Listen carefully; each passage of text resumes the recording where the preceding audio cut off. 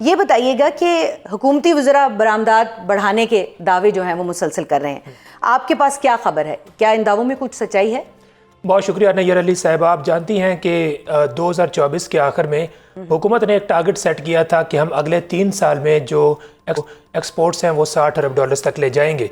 लेकिन कुछ ही महीने के बाद हुकूमत को ऐसा लगा कि 3 साल में ये टारगेट अचीव नहीं हो सकेगा, तो उन्होंने ये जो मुद्दत 3 साल है वो बढ़ा के 5 साल कर दी। अब जो हुकूमत ने पिछले साल ये टारगेट सेट किया उसमें भी 1 साल गुजर चुके हैं और बाकी 4 साल रह गए हैं। यानी ये जो 60 अरब डॉलर्स तक उन्होंने बरामदात लेकर जानी है, इनमें सिर्फ 4 साल बाकी हैं। और दूसरी तरफ IMF आपका ये कह रहा है कि 2029 तक जो पाकिस्तान की बरामदात हैं वो सिर्फ 43 अरब डॉलर्स तक पहुंचेंगी। तो ये जो 17 अरब डॉलर का गैप है, इसके लिए हुकूमत क्या करेगी? जो ग्राउंड रियलिटीज़ हैं वो बहुत डिफरेंट है। आप जानती हैं कि पाकिस्तान की एक्सपोर्ट्स में जो सबसे बड़ा हुजम होता है वो हमेशा टेक्सटाइल सेक्टर का होता है। लेकिन जो दिसंबर में टेक्सटाइल शुबे की जो बरामदात थी 1 अरब और 35 करोड़ डॉलर थी। पिछले साल यही बरामदात 1 अरब 48 करोड़ थी और इन 6 महीनों के अंदर भी कोई 9 अरब डॉलर की ये बरामदात हुई हैं, यानी कि पिछले साल भी तकरीबन इतनी थी। फिर जिस तरह आपने ग़िज़ाई अजनास की बात की, फूड आइटम्स की, अब फूड आइटम्स की आप ये हैरान कुन तौर पर डिक्लाइन आप देखें, इसमें डिक्रीज़ देखें कि 2 अरब 37 करोड़ डॉलर की अभी 6 माह के अंदर बरामदात हुई हैं। पिछले साल ये 4 अरब डॉलर की थी। अच्छा। और इसके अलावा पाकिस्तानी चावल आप जानती है पूरी दुनिया में फेमस है। तकरीबन 1 अरब डॉलर का डिक्रीज हुआ है सिर्फ 6 माह के अंदर, यानी पिछले साल 1 अरब 87 करोड़ डॉलर की बरामदात थी और इसमें इस साल सिर्फ 93 करोड़ डॉलर की बरामदात है। बहुत शुक्रिया मुर्तज़ा राय साहब। खाकान नजीब साहब मौजूद हैं। डॉक्टर साहब, ये आपने मुर्तज़ा की सारी गुफ्तगू सुनी है। अब बरामदात में इजाफे की बातें होती हैं, दावे होते हैं, अमल दरामद जो कहीं दिखाई नहीं दे रहे, तो मुसलसल गिर रही है, क्या कहेंगे आप? बिस्मिल्लाहिर्रहमानिर्रहीम। देखिए, एक बात हम बार बार समझते से शायद कासिर रह रहे हैं, वो ये है कि पाकिस्तान की इकॉनमी जो है उसका जो इस वक्त फ्रेमवर्क है वो बेस्ड है लो इन्वेस्टमेंट, यानी कि हमारे यहाँ जो इन्वेस्टमेंट है वो 13% है ऑफ GDP, ये वन ऑफ द लोएस्ट है इन डेकेड्स। हमारी सेविंग्स 14% है, ये भी बहुत लो है। इन दोनों को ईस्ट एशिया से कंपेयर करें, क्योंकि बार बार अथॉरिटीज कोट करती हैं उस मॉडल को, इंडिया से कंपेयर करें, वो दोनों 30-30 पे थे। 30% अपनी इकोनॉमी के हुजम का इन्वेस्ट करते थे, 30 ही सेव करते थे।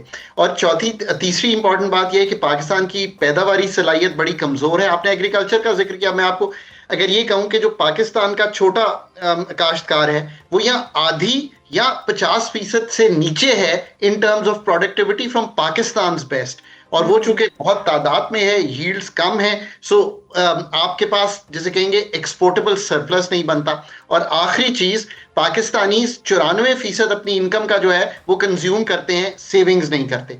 अगर आप इन 4 चीजों को लें और ये देखें कि पाकिस्तान के पास 30 अरब डॉलर की एक्सपोर्ट है जो इस वक्त ओवरऑल गुड्स की है। इफ यू स्ट्रेच इट, तो आप ज्यादा क्या कर सकते हैं? आप थोड़ा सा टेक्सटाइल में निकाल सकते हैं, आप थोड़ा सा फार्मास्यूटिकल में निकाल सकते हैं, चलें, और तीसरा फूड सेक्टर की जो एक्सपोर्ट है उसको बढ़ा सकते हैं। अगर मैं इन 3 चीजों को लूं तो इनमें आपको एक इकोनॉमी चाहिए जिसकी कॉस्ट ऑफ डूइंग बिजनेस कम हो। वो नहीं है। क्यों नहीं है? क्योंकि बिजली महंगी है, क्योंकि कॉस्ट ऑफ कैपिटल भी 11-12%, अगर 10.5% पॉलिसी रेट है तो आप बोरोइंग 13-14% पे कर रहे होंगे।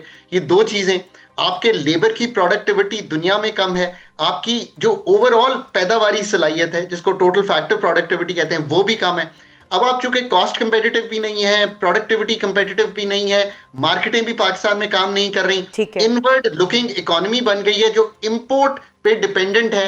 इंपोर्ट हमारी जाके लगेगी 65-70 अरब डॉलर की। रेमिटेंस जो कि एक सर्विस आप पाकिस्तान से बाहर जाकर दे रहे हैं, दैट्स योर सेवियर। ये है इकोनॉमी का जैसे कहेंगे ये जो इकोनॉमी का आपने पूरा नक्शा खींचा है जो इस वक्त पाकिस्तान को सूरत हाल दरपेश है, लेकिन हुकूमत अगले 4 सालों में बरामदात को 60 अरब डॉलर तक ले जाने का हदफ रखती है। तो क्या ये जो इस वक्त मौशी सूरत हाल है जिसकी तरफ आप निशानदेही भी कर रहे हैं, इस सारी सूरत हाल में ऐसा कुछ मुमकिन है? देखिए, सबसे बड़ी बात तो यह है ना कि आपको capability with in the system build करनी पड़ेगी अगर आपने पाकिस्तान को डीरेगुलेट, लिबरलाइज और प्राइवेटाइज करना है। यही एक तरीका है ना प्राइवेट सेक्टर ग्रोथ का। 80% जो इस वक्त फाइनेंस आता है ना, 80% वो गवर्नमेंट के पास आता है। तो आप मुझे खुद बता दीजिए कि उस 20% में प्राइवेट सेक्टर ने कैसे एक्सपोर्ट्स को बढ़ाना है। मैं वो आदादो शुमार देखता हूं जो कि इस वक्त एक आईएमएफ की एंगेजमेंट्स हैं, उनके मुताबिक आपकी जो एक्सपोर्ट टू जीडीपी है वो 10.4% से तब्दील नहीं हो रही।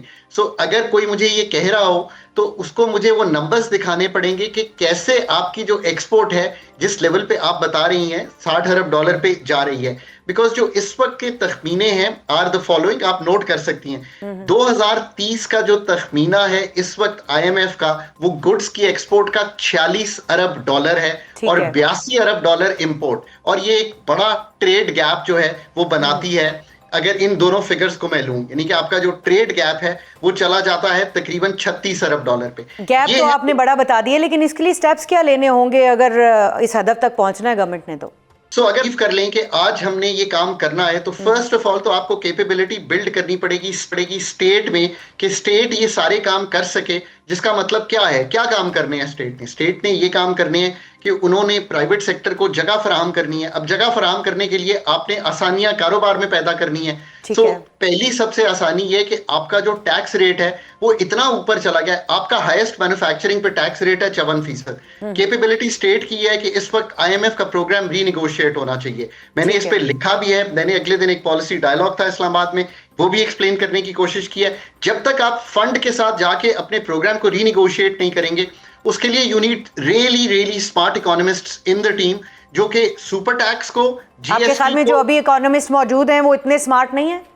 देखिए ना, अगर आप आईएमएफ की उस एंगेजमेंट को देखें और मैं उस पूरे प्रोग्राम को पढ़ूं, क्योंकि मैंने पाकिस्तान का 13-16 का प्रोग्राम रन किया है, which is the only program जो पाकिस्तान ने कंप्लीट किया है, तो मुझे दिखाई दे रहा है कि high on taxes on electricity, high cost of doing business की गुंजाइश मिल नहीं रही है।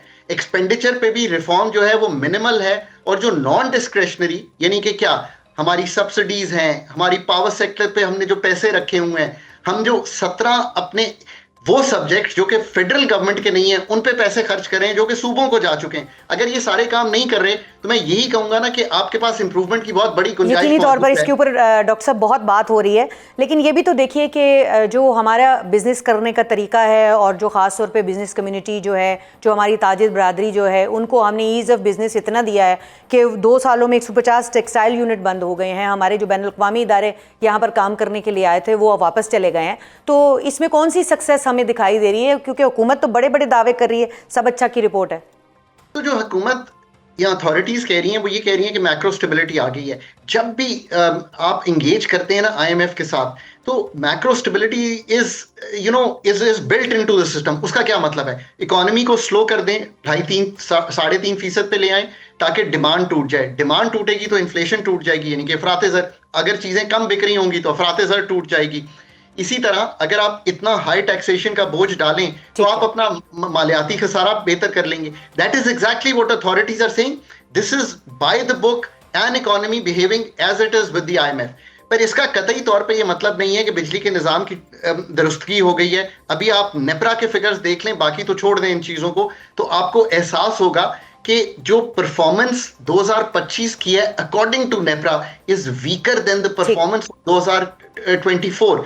सो इसका मतलब ये है कि ये जो हाई कैलिबर, मैं बार बार कहता हूं, प्राइवेट सेक्टर की को खुद अपनी पैदावारी सलाहियत को भी ठीक करना है, खुद R&D करना है। हुकूमत को वो एम्बियंस बनानी है